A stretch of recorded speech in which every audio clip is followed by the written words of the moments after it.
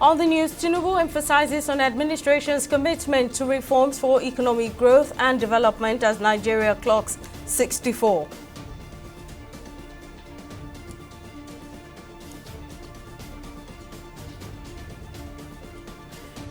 Commemorates with Nigerians on the nation's 64th independence anniversary.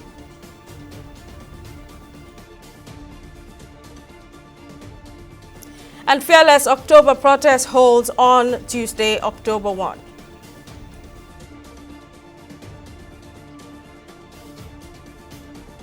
Thank you for joining us on News Now on TV360 Nigeria. I'm Simisola Atiku. President Bola Tinubu has said despite the challenges in Nigeria, the country remains a strong, united and viable nation, adding that his reforms are yielding positive results. The president said this in his nationwide address in commemoration of Nigeria's 64th independence anniversary celebration on Tuesday. According to the president, the country has learned to embrace its diversity and manage its differences in the last 64 years. TV360's Okoyemi Owosheni brings us more in this report. Nigeria's 64th Independence Day anniversary comes 16 months after President Tinubu assumed office on May 29, 2023, when he promised change in line with his renewed hope agenda. Addressing Nigerians on Tuesday, October 1, 2024, President Tinubu reflected on Nigeria's journey since independence, celebrating the resilience of the citizens despite the numerous challenges confronting the country. He also gave a progress report of his administration in the past 1 year. We inherited a reserve of over 33 billion 16 months ago. Since then, we have paid back the inherited forex backlog of 7 billion. We have cleared the ways and means debt of over 30 trillion naira. We have reduced the debt service ratio from 97% to 68%. Despite all this, we have managed to keep our foreign reserve at 37 billion. Speaking further, the president gave details of plans by his administration to embark on aggressive national growth and development. The Senate President and the Chief Justice of the Federation have been conferred with the honor of the Grand Commander of the Order of the Niger, GCON. The Deputy Senate President and the Speaker of the House of Representatives have honor of Commander of the Order of the Federal Republic, CFR, while the Deputy Speaker of the House has been awarded Commander of the Order of Niger, CON. President Tinubu also highlighted the importance of recognizing both progress made as well as missed opportunities. He announced national honors for key political figures, recognizing their contributions to the nation's development. We are Nigerians, resilient and tenacious. We always prevail and rise above our circumstances. I urge you to believe in our nation's promise. The road ahead may be challenging, but we will forge a path towards a brighter future with your support. Together, we will cultivate a Nigeria that reflects the aspiration of all its citizens, a nation that resonates with pride, dignity, and shared success. While acknowledging the challenges being faced by citizens in the country, President Tinubu says his administration is working on finding sustainable solutions to alleviate the suffering of citizens. He urged Nigerians to work together to build a nation that reflects their aspirations, emphasizing the government's commitment to addressing critical issues and fostering social harmony. Okoyemi Owosheni, TV360 News, Lagos. Well, let's get reactions to President Tinubu's independence speech.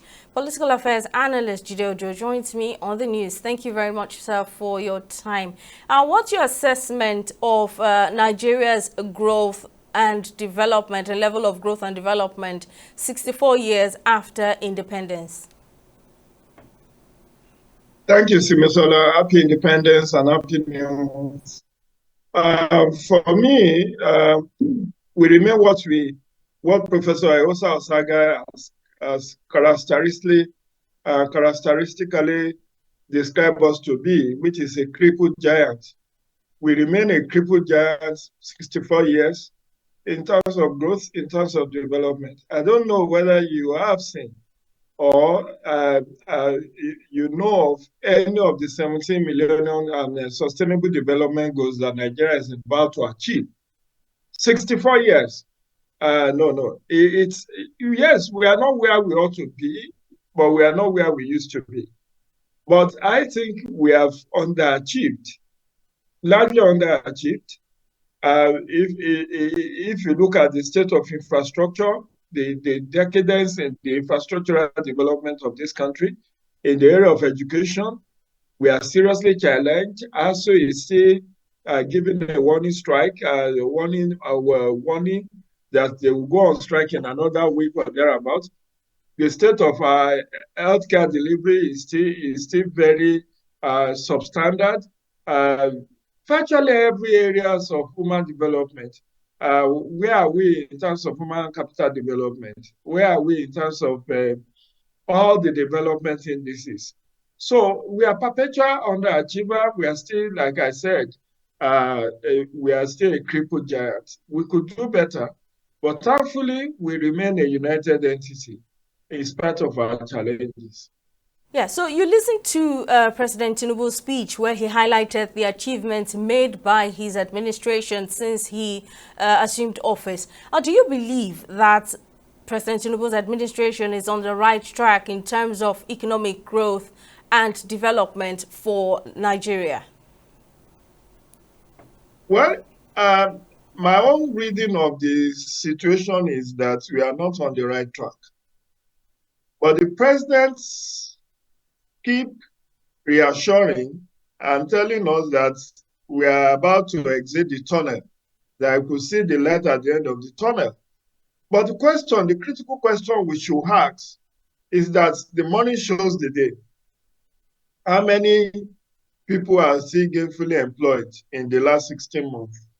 How many people are still successfully pulled out of poverty in the last 16 months? How many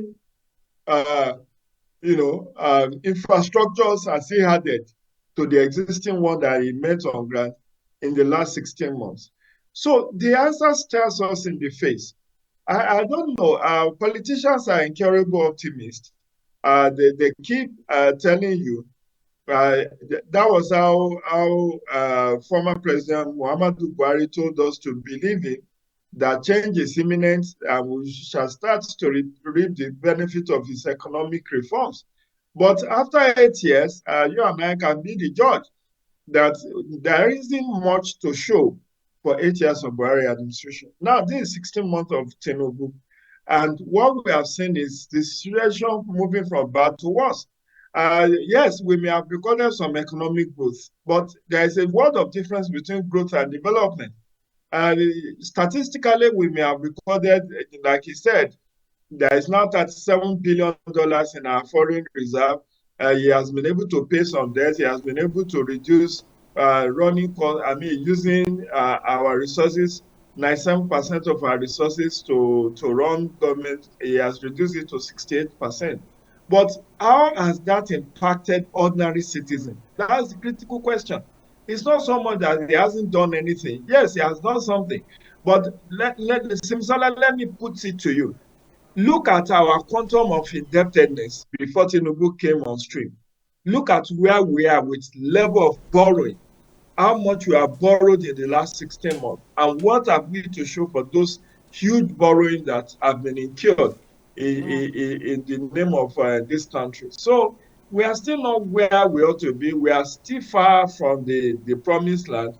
But I have to give the president benefit of doubt. If he says he can see the light at the end of the tunnel, I join in his optimism. But as an ordinary citizen, as an analyst, I have my doubts about where we are headed. Oh, Mr. Jide Ojo, political affairs analyst, thank you very much, sir, for lending your honest thoughts.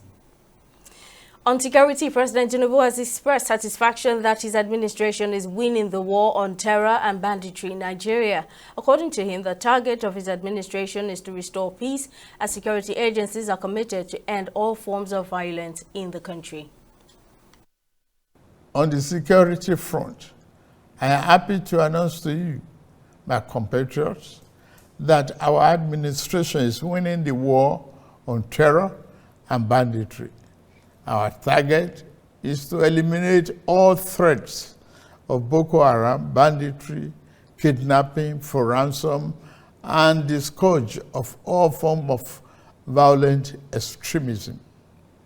Within 1 year, our government has eliminated many Boko Haram and bandit commanders faster than ever. As of the last count, over 300 Boko Haram and bandit commanders have been eliminated by our gallant troops in the northeast, northwest, and some other part of the country. We have restored peace to hundreds of communities in the north, and thousands of our people have been able to return home. It is an unfinished business, I agree, which our security agencies are committed to ending as quickly as possible. Reacting to the president's statement, a former Assistant Director at the Department of State Services, Dennis Amakri, says while some progress has indeed been made, much work still needs to be done, and that ending insecurity in the country will require total collaboration among all levels of government and the citizens. We can say that there is a little progress, and that progress is the attacks they have been having on banditry, and then of course kidnapping. I think it has gone a little bit down, but not quite done with. So we still have more to do, although there is some progress going on. And it means that they are working on it. But I think we should put more gusto into, what is going on to face banditry and then, of course, terrorism in Nigeria. This particular government is better than the last one, because the last one was not doing anything. We were reading body languages, and it's so surprising because the last government was headed by a military general. And of course, there was a lot of rot going on, and corruption was killing the whole thing. But I think in this particular government, they are addressing it, and I think they should increase the tempo, because this problem has been with us for too long. And that's why if you don't do as much, people will still not feel it. The ordinary man in the street does not feel that he's secured. Ministers in the country have commemorated with citizens as Nigeria celebrates its 64th independence anniversary. The ministers who spoke at the Presidential Villa Abuja on Tuesday expressed pride in the nation's progress and the enduring spirit of Nigerians. They called for national solidarity and support for the renewed hope agenda of the present government. Well, it's a happy moment for Nigeria. As we say, this is the 64th independence anniversary. You can see the mood of the nation. Everybody appears to be very happy here, even when things appear to be a bit challenging for people. People still take this day out to show that they belong to Nigeria, to show understanding with the administration, to also support the cause of this country. I think this is a happy moment. Nigerians are going to march on forever. Despite our challenges, we'll all come together to ensure that we get to the land of prosperity that the president talks about all the time. What we are trying to achieve is that we want the government to go down to the young people. We want the young people to feel the government. We want the young people to see the government, and we want the young people to touch the government. This is what we've been doing for the past 2 months with all the essays to the governors and all commissioners. And this is where we are now. We thank God that it has come to reality.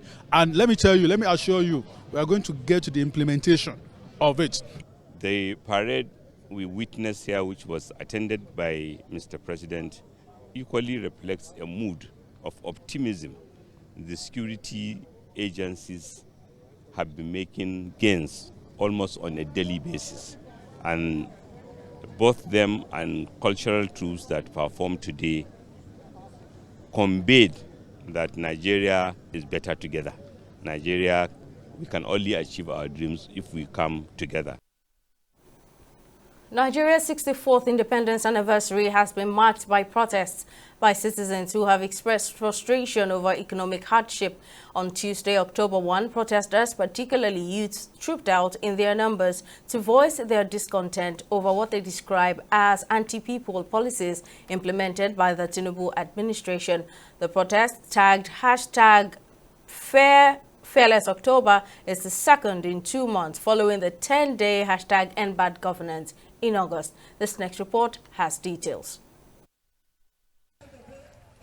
Hundreds of youths converge at Ikeja at precisely 8 a.m. to kick off the October 1 protest, also called the National Day of Survivor, to demand better governance despite calls from the Nigerian government against the action.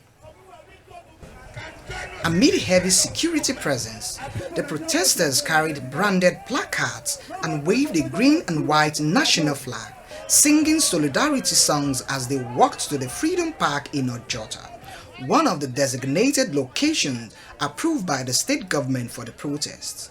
It's Tinubu's Independence Day. It is the Kaba's Independence Day. It is not my own Independence Day. It's my own day of survival, because the government has rendered us totally useless. And so they are celebrating their independence while we are celebrating National Day of Survivor. So that's what I mean by saying it's their own Independence Day, it's not my own Independence Day. As of 2 years ago, I know you are better financially. So what has happened to you is what has led to why we're here. And that is Nigerians are becoming poorer. We have no time left. We can't wait. We can't wait. We can't wait to be for this continuous deception that somehow if you give them more time, they will change their ways. You give them more time, look at what Buhari did with your more time. You gave him more time, he bought himself a private jet. You gave him more time, they bought a new house. You gave them more time, the wife sent a delegation to UN. They gave them more time, the son is making billions. You give them more time, they increase fuel price. You give them more time, they put you in band A. They give you more time, they put you in darkness. You give them more time, they give you minimum wage. And you give them more time, they give themselves maximum wage. I don't know what more time it is that you need to give them. The high point of the Lagos demonstration was the provision of snacks and water to protesters by the Lagos State Police Command as a show of support. Protesters are urging President Bola Tinubu to reverse all anti-people policies which have plunged the masses into severe poverty. Nigerians are tired. Things are hard. And these things happened because of government policy. And they can be addressed with government policy. So that's exactly what you see here today, is active citizens who are expressing their right under democracy to actually speak to their governments, for government to listen to the yearnings of people. I'm a Nigerian out on the street today, celebrating my survival against the onslaught of anti-people policies that have been wrought upon the people by this government. I'm alive today and I'm out to say that enough is enough. Nigerians are demanding change. At the National Federal Capital Territory, Abuja, police fired tear gas to disperse some of the protesters, like the #EndBadGovernance protest. Citizens are divided on decision to stage protests. Everybody have a right to protest, but in the spirit of the independence, I don't agree with that, because we are marking our 64th independence today, so at least we've made some progress in spite of the challenges we are having in recent times and in the course of our leadership. The government has done small. They have not done a lot of things that can favor the citizens of the nations. But during the protest, we are not advocating for people to mobilize the protests. But we are calling for the government to do something that will encourage the people to avoid the protest. Despite appeals for patience and assurance made by President Tinubu amid tough economy, organizers say the protest will continue if the government does not address the hardships faced by Nigerians.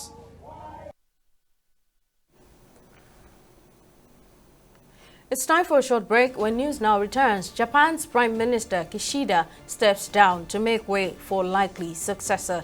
Stay with us for details. We'll be back shortly.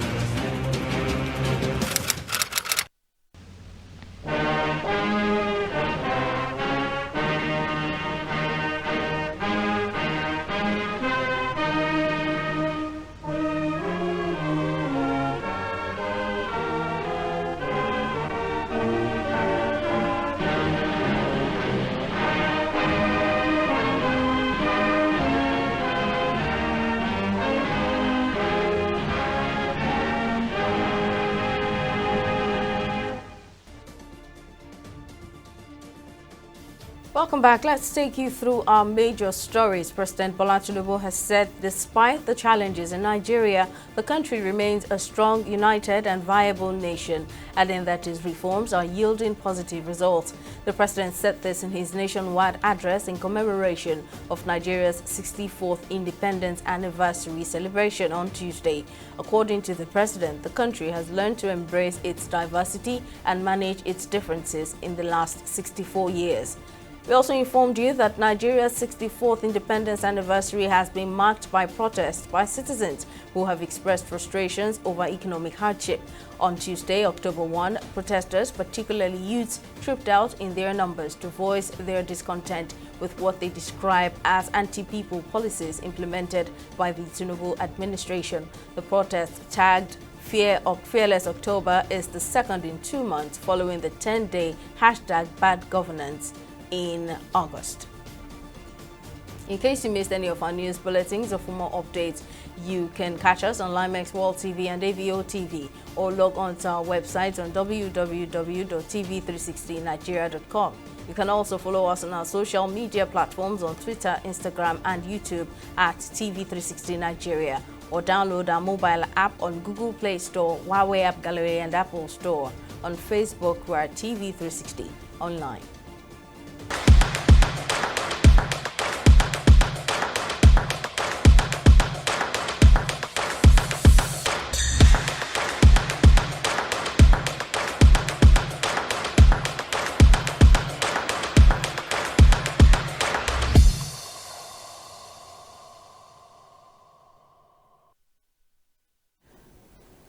Let's switch to business news. Joy Uchejim is on standby with the latest. Over to you, Joy. Thank you, Simi. Well, on business, the Nigeria National Petroleum Company Limited, NNPCL, has declared that ramping up production of crude oil currently pegged at 1.7 million to 3 million barrels of crude oil per day is achievable.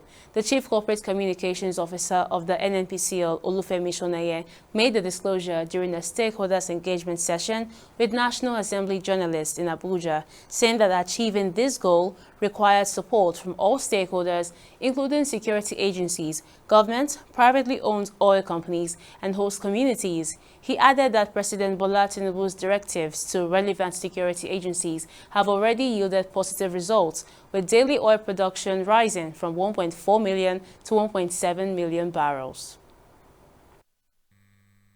So these are the pictures of illegal refineries. This is as at 22nd September 2022. You can see the challenge is the of an illegal refinery discovered by Kantita team in the central. For those that are in Niger Delta, they are familiar with Bile. This is Bile in River State. Next. These are all illegal refineries. Next.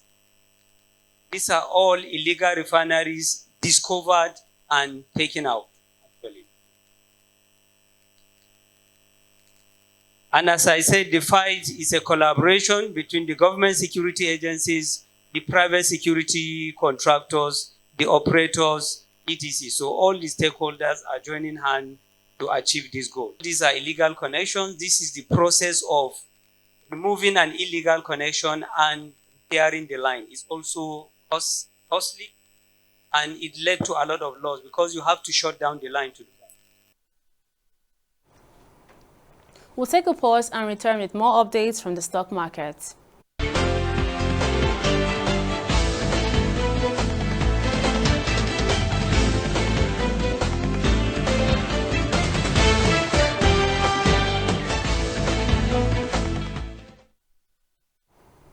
Welcome back. The NGX, that's the Nigerian Stock Exchange, experienced no trading on Tuesday as the federal government declared 1st October 2024 a public holiday to commemorate the 64th independence celebration of the nation Nigeria. And as a result, we maintained the same bullish close from Monday's trade. Now, market activities on our select global equities, however, were in full bloom. Now, as you can see from this chart, the bears ravaged the U.S. Dow Jones, that's the United States equities. And this is because investors were cautious due to growing tensions in the Middle East, and at the same time, they considered positive data about a stable job market. Now, the UK's FTSE and the Japan's Nikkei, however, enjoyed a buoyant trading as they increased by 0.96% and 4.80% respectively. And that's your business and stock market updates. Back to you, Simi, for the rest of the news.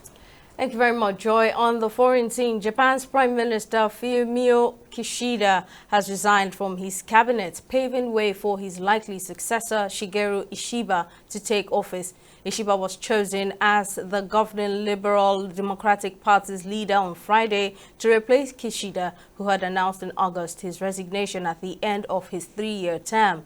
Ishiba plans to call a parliamentary election for October 27 after he is formally chosen as Prime Minister later in the day. He is expected to announce his new cabinet afterwards. And on sports, FIFA has imposed a 6-month ban on Cameroon football legend and current president of the Cameroon Football Federation, Samuel Eto'o, preventing him from attending any national team games. The ban, announced on Monday, follows an incident during the Under-20 Women's World Cup in Colombia on September 11. Eto'o, who has led Cameroon's Football Federation since 2021, faced 2 charges stemming from the match, where Brazil defeated Cameroon 3-1 in the round of 16 after extra time. While FIFA did not provide specific details, the governing body says that Eto'o had violated disciplinary rules concerning offensive behavior and violations of the principles of fair play, as well as misconduct by officials. Well, that's it on News Now. Many thanks for watching. We'll see you again next time.